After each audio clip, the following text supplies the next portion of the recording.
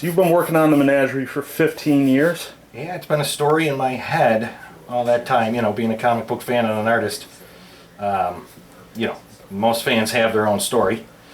And since I'm an artist, I can draw it where a lot of fans can't, you know. But yeah, it's been about 15 years or so, and it actually, the first 6 pages of the story actually showed up in the Visions anthology. I work with Visions Group with Emil at Queen City Bookstore, and first. Is it working with Emil? Is that like a 60s Marvel Studios split, like 80 to Emil and you get a ham sandwich? Yeah, well, right now it's actually pretty good because I don't put up nothing for it, you know, as it is now. You know, it's a lot of hard work. So he's kind of helping everybody out, you know, get their dreams going and work hard, you know, and he's rewarding those people that are going to put in the work, you know, and keep the work going. You know, there's a lot of artists out there, a lot of, you know, young artists. They like to draw and they can do some really, you know, fantastic looking stuff, but they can't tell a story and they can't keep up the pace. You know, meeting the deadlines and getting a whole story done. You know, it's just it's a lot of work. Yeah, your project that you were working on today, the other children's book. How long does a page take you with pencils? The colored pencils, they're taking me, you know, they're photographs, you know, so I got a reference there, so that helps, you know.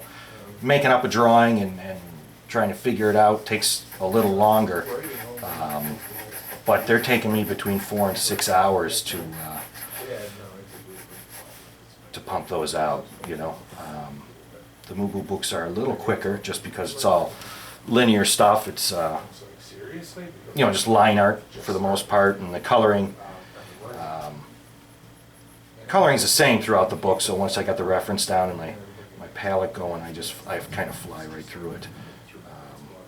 Do you have a preference for materials, or does it just depend on what the project is? You know, I like doing pencils. I like pencil drawings, you know, my wildlife artwork. I use pencils. That's why I enjoy the colored pencils a lot more, because it's kind of like painting with pencils, you know. Mm-hmm. It's not necessarily, you know, painting, you know, drawing it and sketching it, and then doing the coloring, the painting afterward. It's rendering with the colored pencils and using several different colors and different shadows and highlight colors and so on and so forth, rather than, because you know, with regular pencils, obviously you're dealing with gray, you know, pencil, black and white. But once you get into the color, you can go through and, you know, make your shadows purple and highlights yellow. You know, it's a little cooler in that regard. So I like using the pencils.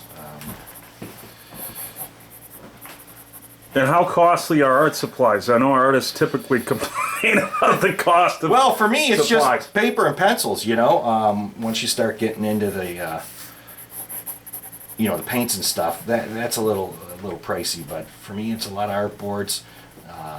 Keeping the digital aspect going is really the expensive part because, well, initially, you know, once you get the computer and you've got your scanner,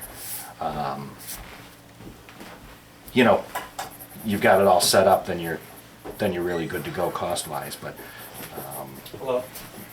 Hey, Rich. A set of Sharpies, a pad of paper. It's not too costly, I would imagine. You know, over time, it doesn't. It's not killing me budget-wise. And money's tight for me right now, so. Well, there's more trade shows coming up in the spring, like you said. Yeah. I got an art show coming up the 13th of February, and some of the Comic-Con stuff that's going on in the spring. Trying to produce a little more of that, and I'm involved with an animal rehabilitation group where I do wildlife drawings, and they print them on T-shirts and sell them to raise money, and I sell prints of it and sell the artwork. And we're actually going to have a big campaign online coming up soon with the wildlife drawings. You sound like a guy who's always working. I always got something cooking, you know. People ask me, you know, what kind of artist I am and stuff. You know, how do you describe yourself? And I'm a big advocate of being with people, and I like being with people. I like talking to people. Kind of the artist of the people. You know, I like doing murals. I do a lot of that.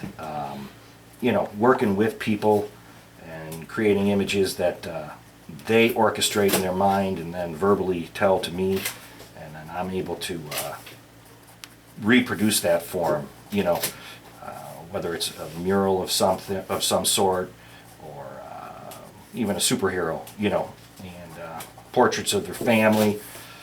Stuff like that, you know. They have a vision or a logo for a company or a design for anything.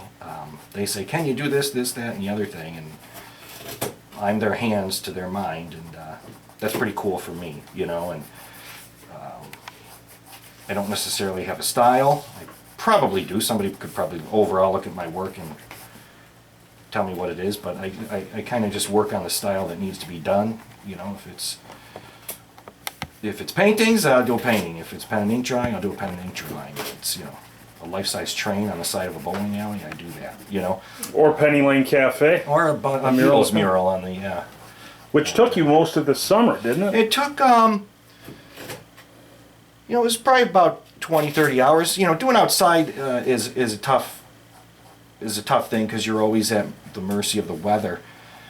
And you would think, too, that, oh, well, it's nice weather today, I'm going to get out there. Sometimes it's just too damn hot, you know. And that mural was actually sitting right in line with the sun, and it was something. Come 10:30, 11 o'clock, I was cooking, you know, so it was kind of nice. So it's not always a great thing when the weather's nice. You know, you get the murals done.